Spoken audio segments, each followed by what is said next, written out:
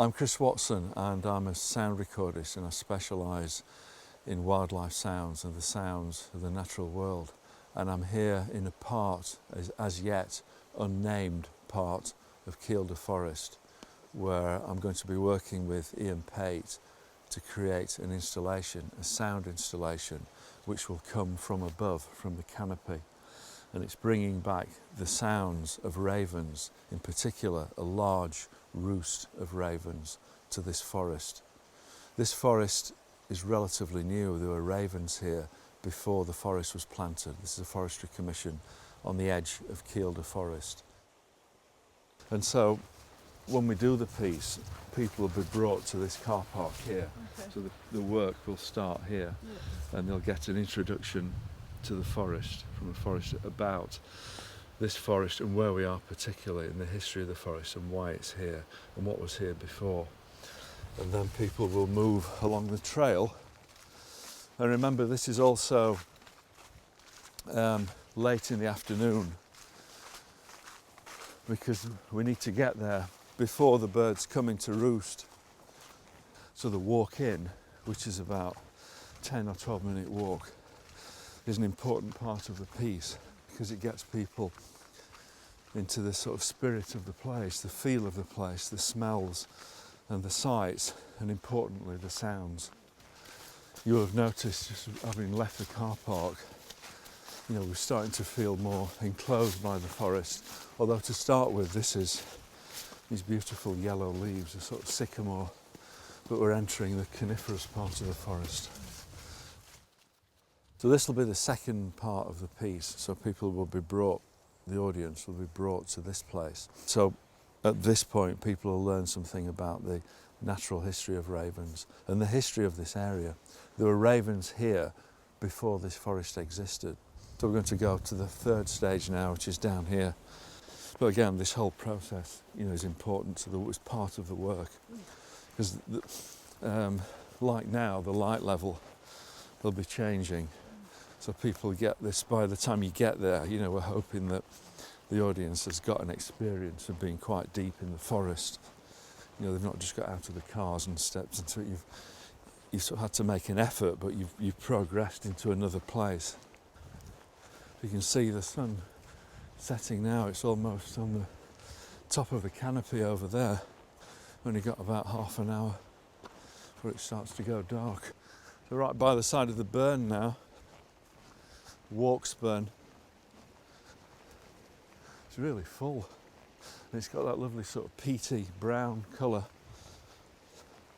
And what I love about this, it's in quite high at the moment, so there's been a lot of rain, but it has that wonderful conversational sound of the water flowing over the stones. And again, the sounds of this place will be an important part of the work on the way in. It's not just a sound installation, it's a combination of the real existing natural sounds of this forest mixing in with the sounds that we'll have created in terms of the installation. So this is an important part of the sound work, just coming to places like this.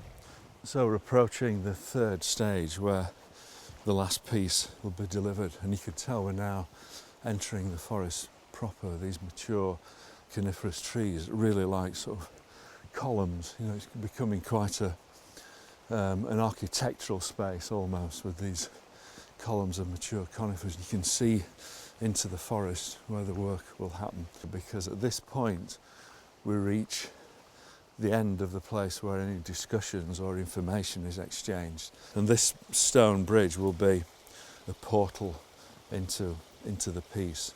So after this point there'll be no human voices, and just the voices of ravens during the installation, so that we keep the sense and spirit of place as they enter into the forest. Because in about half an hour, there's nearly 2,000 ravens are going to descend from all parts of Northumberland and roost overnight in these treetops and exchange all their conversations about what they've done and seen and heard that day. And once everybody's there and in position, then the work will begin. And it's quite nice to have that as a gateway to the piece. Okay, so let's enter the space. What Iain Pate and myself are anticipating creating here in this part of the forest are the conversations and voices of a large autumn and winter roost of ravens. We want to bring that sound back to this very rich acoustic. These columns, like the halls of Valhalla, where Odin had Hugin and Mugin, his ancient ravens, which brought back to him the conversations from around the world each evening. We aim to do the same thing here in this part of Kielder Forest. So this is the place, this area where the work will actually occur, and there'll be speakers mounted in the canopy, probably 16 channels, which you won't be able to see. All the technology will be hidden, so it will look like this, but it'll sound completely different once you're inside. And then if you wouldn't mind, take that, you see that centre point there for the cable of reach, just go and stick the microphone vertically, sort of like that, and just sky it, because this sort of lantern style. Thanks. If we get that far, just go a bit slowly with this, get rid of this cable. Okay, so what we'd like to get is this sort of atmosphere, spatial recording of the atmosphere at dusk of this place, so the time's right for that. And we'll leave it out here tonight to try and record those tawny owls we were talking about as well.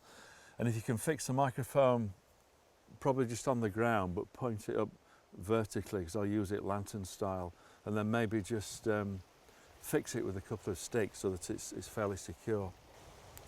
And what we're really hoping to do is bring back all the conversations and voices of ravens raining down from the canopy above to an audience laid or sat on the floor beneath, so they can hear what was happening in a place where we could never be, because our presence would disturb the environment and the birds would not return. And then by the time the piece finishes, which will be signalled by the tawny owls, which we're hoping to record, then that will conclude the work. But by then, it will be completely dark and people will be led out in the conclusion of the piece.